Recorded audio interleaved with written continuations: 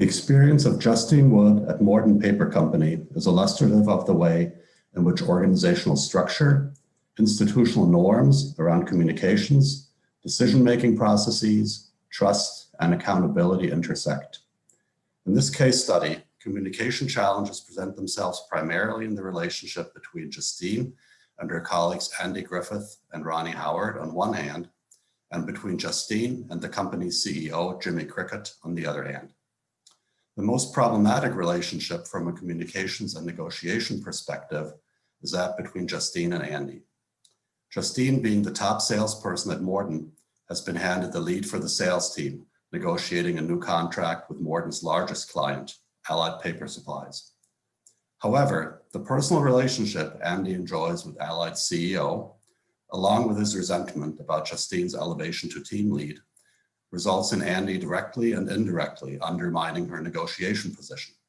In short, he's not able to overcome his conflict of interest to achieve the best possible deal for Morden. The fact that Andy's behavior appears to continue unchecked could point at a weakness in Morden's organizational culture around defining and enforcing guardrails regarding potential conflicts of interest. It could also point at a potential weakness in Justine's leadership around ensuring a unified Morden party line before entering the negotiations with Allied. The dynamics between Justine and Andy also point at the need for Justine to improve the crisis handling component within the decisional domain of her leadership role. It stands to reason that Andy's behavior could have been curbed if it had been addressed the first time it appeared. While Ronnie's behavior, unlike Andy's, does not manifest in explicit oppositional behavior, her lack of support for Justine's strategy and seeming vacillation between different stances and positions in the negotiation process creates uncertainty and conveys a message to Allied that there are divisions between the Morden team members that can be exploited. Her behavior may be best characterized as equivocal passivity when combined with Andy's corrosive subversion results in a very weak negotiation position enjoyed by Justine. It is likely that the awareness of her weakened negotiation position also impelled Justine to accede to the last-minute terms proposed by Jack Black, Allied's purchasing agent, during the Friday afternoon phone call.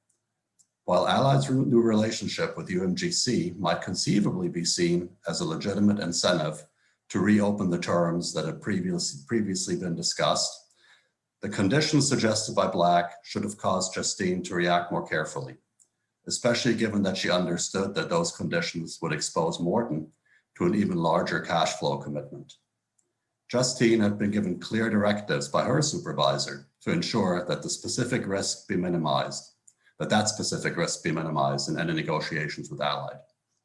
Justine should not have accepted terms that ultimately were equivalent to an ultimatum, despite Black's hints that he would talk to other vendors.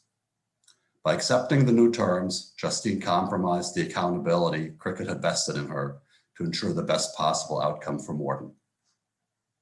Justine thus found herself in a position that demonstrates a lack of trust on multiple managerial levels.